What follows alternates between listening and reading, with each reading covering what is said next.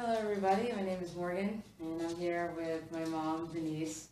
She was born in Jamaica and I'm just going to ask her a few questions regarding her early life there. So are you ready, Mom? Yes. Okay, so what kind of foods did you eat there? Foods. Wow. Uh, Boy, let's see. Where can I begin? In Jamaica, there are you eat a lot of fruits and vegetables, a lot of things from the land. Bananas is a big one. Guavas, rose apples, and there's a fruit called guineps. As far as other foods, beef patties, which is one of the favorite things that you like. Yeah. Also cocoa bread, bullas, sour sops, sweet sops. Those are all fruits. One big favorite is curried goat, rice and peas, and fricassee chicken. Fricassee chicken, awesome. That's good. What did you do for fun? Fun, wow.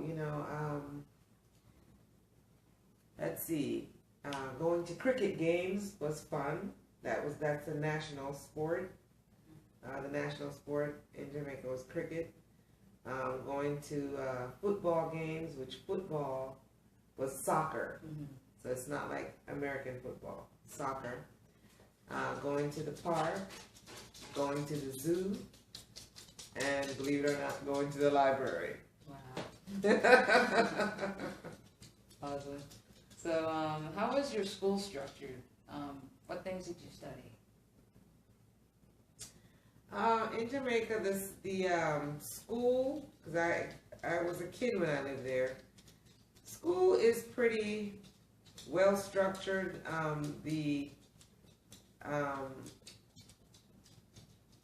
You studied all of the basics: English, social studies, geography, history, writing, cursive writing, and then when you go, so the way the school system works is you start off like in elementary school, and then about age 11 you take an entrance exam into high school, and it's you compete to get into high school. It's not like America where everybody kind of goes from elementary, middle school to high school. In Jamaica, around 11, you compete to get into high school. And so, so once you get into high school, the classes are called, instead of grades, they're called forms. So you go into first form, second form, third form through sixth. And then once you graduate from high school, then you can go to the university. Oh, wow. Okay, so were those teachers strict? Yeah, when I grew up there, discipline was a big deal, and discipline was a huge thing, and you were almost afraid of the teacher because you'd get in trouble, if you didn't behave. So it was really strict, and everybody wore uniforms. Oh, there's uniforms. Mm-hmm. That's pretty standard. So what about the parents? Were they strict, more or less? Parents were strict, I think. A lot of parents were strict. But, back in those days, you kind of had like a buddy system. So, if your parents wasn't around, your neighbor would watch over you and make sure you did what you were supposed to do. So even if your parent wasn't around, you still had to behave well, because that neighbor or the next door was always watching and would stand in as the parent, so you didn't get away with anything. Were there any dialects that were commonly used in Jamaica? Well, Jamaican dialect is called patois, and it goes something like this: yeah, man, what, things like that. That means, everything's cool, and what means what's happening. So it's kind of a broken English dialect. And different people speak it differently. So you can go to 2 or 3 different people and they can speak different variations of Patois where you might even not even understand what that person's saying.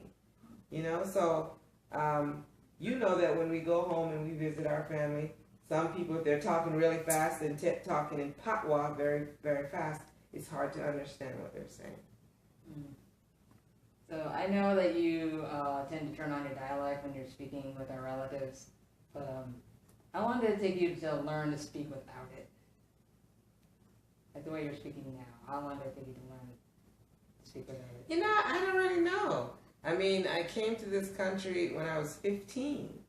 And so, I don't really know. I came at an early age and it's not really something that you really pay attention to how long you speak with it. You kind of, as a kid, you come and you kind of try to blend in with your peers, with the other students that you have, that you're going to school with. And so you kind of learn to speak the way they do. I don't think there was any kind of a time limit per se that you kind of learn how to speak in an Americanized way, but you just kind of pick it up. You just kind of pick it up. Okay, so what made you come to the U.S.? Well, I came with my mother. I mean, she immigrated to the United States, and I was a kid. I didn't have a choice, to go or not to go. Your parents moving, and they, coming to America for a better life, for opportunity to fulfill dreams and hopes. So you go along. It's not something that anyone ever sat down and said, well, do you want to go to America? Yeah, it wasn't kind of like that. It was just, we're moving to America and you're going. So, that's how it is. All right, now, before I come to a close, would you like to share any common slang words or curse words with the class, if any? Slang words? Any common used words? You mean like Jamaican words? Yeah. There's a word called irie. If somebody says something's irie, it means it's good. I'd have to look some of those things up in my dictionary. I don't even really know. But really, to really share the words, you actually have to be speaking in Patois, speaking the dialect. So yaman is a good one.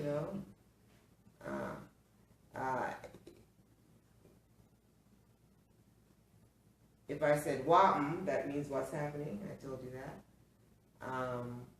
Soon come means I'm coming. Soon come. Let's see. If I said you chat too much, that would mean you talk too much. If I said where I go, that means where are you going. If I said me no know, that means I don't know. Awesome. Well, all right. Well, that's all the questions I have. I appreciate you taking some of your time to sit down with me and take this interview for me. It's been very helpful, and I'm sure the class has learned a lot from it. So, Well, you're welcome. Thank you so much. See you guys.